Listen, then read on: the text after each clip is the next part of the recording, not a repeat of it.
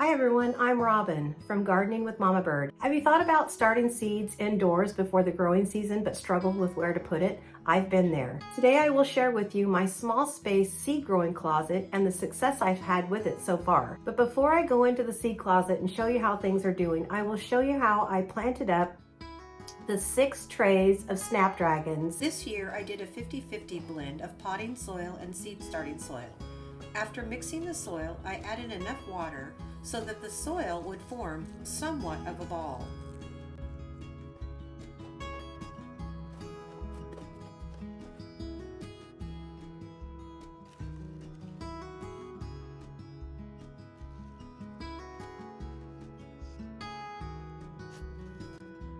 As I filled the trays, I would occasionally lift the sides and tap the tray onto the table so that the soil would settle into the tray.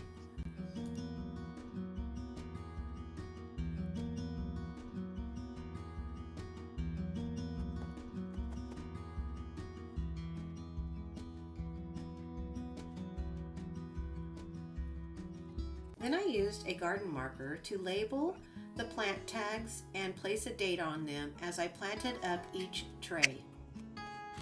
And because snapdragon seeds are very tiny, I used a toothpick that I wet the tip of to collect a few seeds at a time and then drop them into a cell.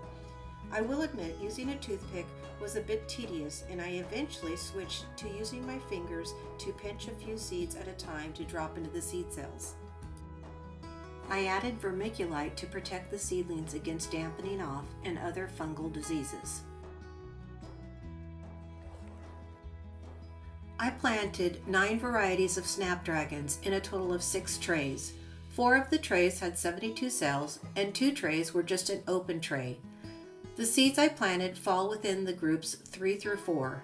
Johnny Seeds has a great snapdragon informational sheet on their website that provides details on choosing a snapdragon variety as well as growing and caring for them.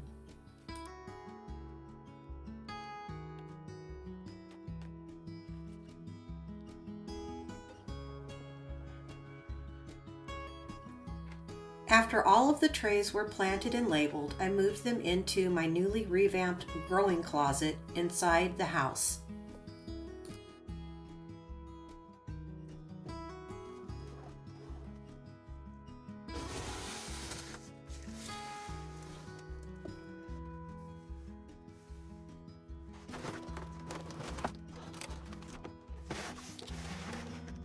"10 days in for Lucky Lips." Not much, just a little. And Cherry Twist, not much with that either, just a slight bit. Rocket Mix is doing well. You can see where I dropped far too many seeds in one little area, but they're all growing well. This is just one open tray, so I just sprinkled them about. Half of the Potomac Early Sunrise on one side and Potomac Berry Blend on the other side, and you can see they're all doing pretty good.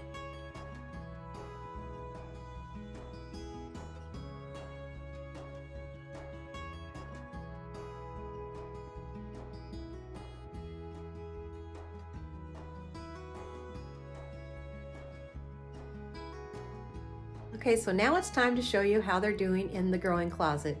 I planted them on February 11th. Today is March 16th, so they've been growing for a little over a month or 4 weeks. And I've given them diluted Miracle-Gro one time. So let me show you what the closet looks like and how they're doing, because I think I'm ready to move them out onto a table to start hardening them off. So this is the bedroom that I chose to turn the closet into my little seedling growing closet. And it has multiple levels of shelving in it. And I have in here a stool that I can raise and lower that has the fan on it. So when the grow lights are on, that fan is also blowing. The shelves in this closet were the metal rack type shelves. And what I did was I took cardboard, and I wanted it to be a little bit decorative in here. So I wrapped the cardboard with a wrapping paper, but then on top of this cardboard is this plastic sheeting that protects the board and the back of the wall. I also, if you can see it back there, from any moisture. So I'm not concerned about things getting too wet, and it's easy also to wipe off if I need to clean it or vacuum it off with a handheld little vacuum. I did go buy this little pump sprayer to water the plants while they sat on the shelving unit. So the back little protection sheet of plastic helped keep my walls dry. And I also might add, this is a pump sprayer. So this lever here goes up and down. So you pump it and fill it with air, and then you can spray your plants. But when you're done spraying your plants, do know that this little valve here is a pressure valve, and you want to release the air. Otherwise, it's going to continue to pressurize, and it's going to push out water and leak all over the place. So let me show you what that little valve does. You could hear the air release out of there, so now you don't have to worry about any water seeping out onto your floor. These are the first lights that I got, and these are 2 foot, and they're actually called grow lights, and they do connect to each other, and they also have the adjustable chains on them. And this year I searched the web, or actually I searched on Amazon because I couldn't find what I wanted in the stores, and found these other grow lights that are actually shop lights. So I looked for lights that had a 4,000 to 5,000 Kelvin rating, that had adjustable chains, connect to one another for purposes of plug-in. So I tried a couple of things. On the top here, I bent some paper clips and tucked them into the metal shelving to assist me in raising and lowering them. And then I also tried, which I kind of found that the paper clips were better, these ring hooks that I pushed around that you can open up, raise and lower your chain to fit the need of how your plants are growing and the height that they are at. So out of the 6 trays, 2 trays did not propagate any of the seedlings or seeds. This tray is quite full, and I need to pull and thin them out. This tray over here is one that I've already pulled things out of and put them in the cells. So they're doing well. Many of them, I think they're all ready to be pinched. I've already pinched a few in the other room, and these are going to come out today, and I'm going to make sure that they're all pinched, and they're going to go onto a table out in the kitchen area so I can work on hardening them off so they can go out into the backyard, and I can begin my cutting garden. And lastly, I wanted to note that last year when I started out with just the 4 little short grow lights, they did okay. I didn't use anything that needed a heat mat as far as trying seedlings out in here. But this year, some people had recommended that I use a heat mat, and I didn't want to purchase any, but what I did notice is when I closed the door at night and just left a small crack in the door, these shop lights provided some warmth, even though they're cool to the touch and they don't produce a lot of heat. This closet stayed warm enough that they all grew nicely. So this is where I'm going to move the seedlings so I can begin using the closet for some other seeds. And this is where I'm going to bring them out because the temperature out in this room is cooler than in that little closet.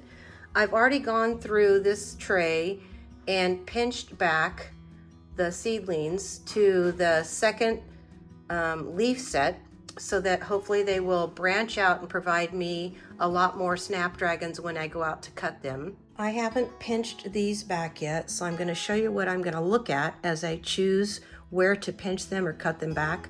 So you can see at the base here, there's a leaf set, and you come up here, there's a second leaf set, and you can snip them at the second leaf set. This one's already grown higher and has, let's see, 1, 2, 3, 4 leaf sets with a 5th one starting inside.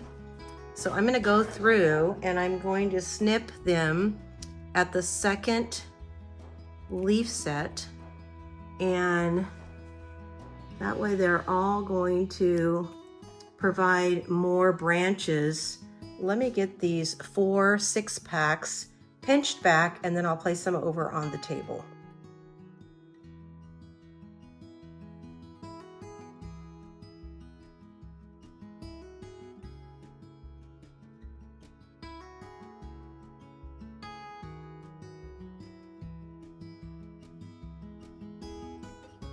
This is another way that I have watered them when I'm not giving them any fertilizer. They just need some water. Or the tray below has no holes, and you can see some of the roots already coming through the bottom of the holes.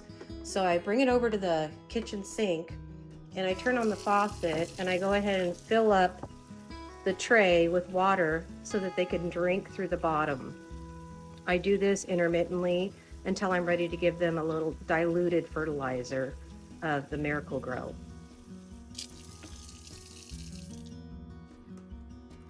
I let it soak for a little bit, and then I come through and I drain out any excess water. I hope you enjoyed this video and maybe found a tip or two while watching.